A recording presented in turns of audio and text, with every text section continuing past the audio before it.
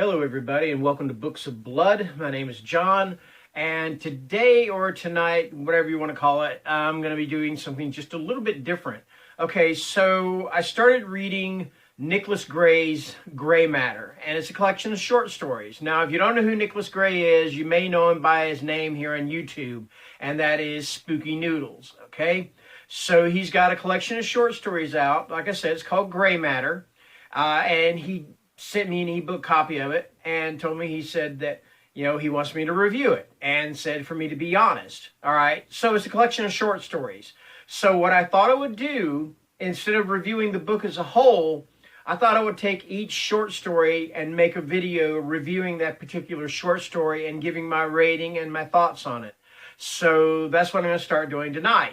All right. So the first story the first story in the collection is called The Portal in the Woods. Now, the first thing I'm going to say before I get into the plot of this story, and it's a relatively short story, but before I get into the plot of it, I will say this much, and that is that Nicholas, he understands the KISS method. And what I mean by the KISS method is keep it simple, stupid, okay?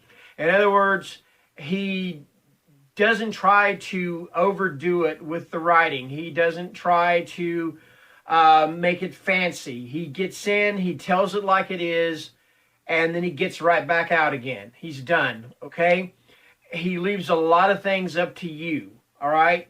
So The Portal in the Woods is about, and it's told from a first-person point of view of this young boy. I believe he's probably, I don't know, maybe 12, 13 years old. I'm not sure.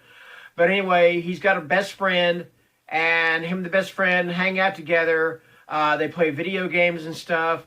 They do things that best friends do, all right? So they find this old tree house in the woods, and it's like a palace to them. It's a place where they can take their Yu-Gi-Oh cards, their baseball card collection, all that stuff. It's their haven, their secret hideout, so to speak, all right?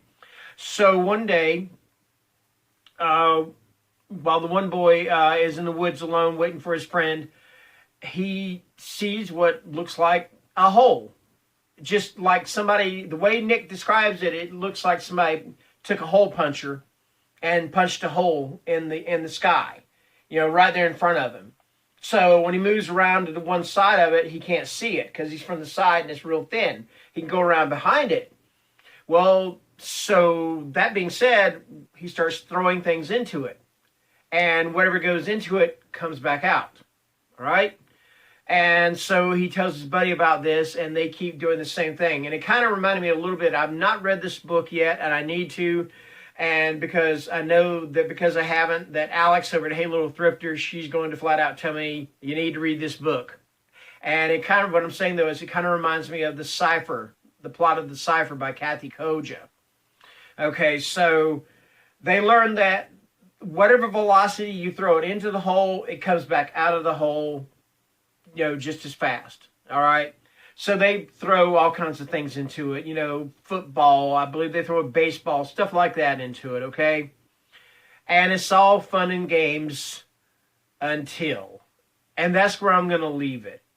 Now, the reason I like this story so much is the fact that it reminded me of my time when I was a kid, because when I was a kid growing up, there was this field outside my house. It wasn't a grassy field. I mean, there was the grass was all dried up. It was, grown up real tall, weeds and whatever.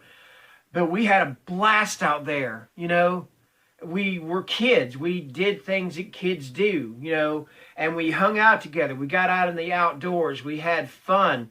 We did stupid things. There was a big tanker out there. It's an old abandoned gas tanker, I mean, it had been dried out for years. We used to climb inside that thing. And of course, we made up stories that somebody got trapped inside there and stuff. And that's the reason I like Nick's story so much, is this particular story. And I give it 5 stars. I do, because it absolutely deserves it. It's because, like I said, he keeps it simple. And he brings back those memories of what it's like to be a kid back then, when, you didn't have cell phones. So the other day, excuse me, I'm getting off on a tangent here, but anyway, so the other day, my wife was telling our granddaughter, she was telling her about this movie we watched called Rim of the World. And it's about these kids that go to camp and they, they fight off an alien invasion. All right. And it's a kids movie. It was a fun little movie. It was a kids movie. And so my granddaughter, she says, I don't think I'd like camp. And my wife's like, why? Why would you not like camp? She says, because you can't take your phone with you. And I'm just like, oh my gosh, you're at camp. Have fun.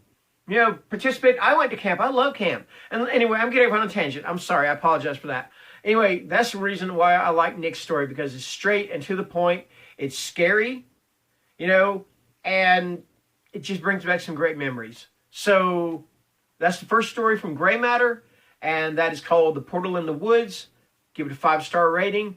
Check it out. And I'll be back later on, or maybe probably tomorrow, with the second story, or a review for the second story, which I can't remember what the name of the story is. But anyway, I'll be back. All right, so thank you for watching. Have a great day. If you're working, if you're an essential employee or whatever, thank you very much for doing what you do. If you're not, you don't have to be out or whatever. Stay safe, stay healthy, stay home. Later, y'all.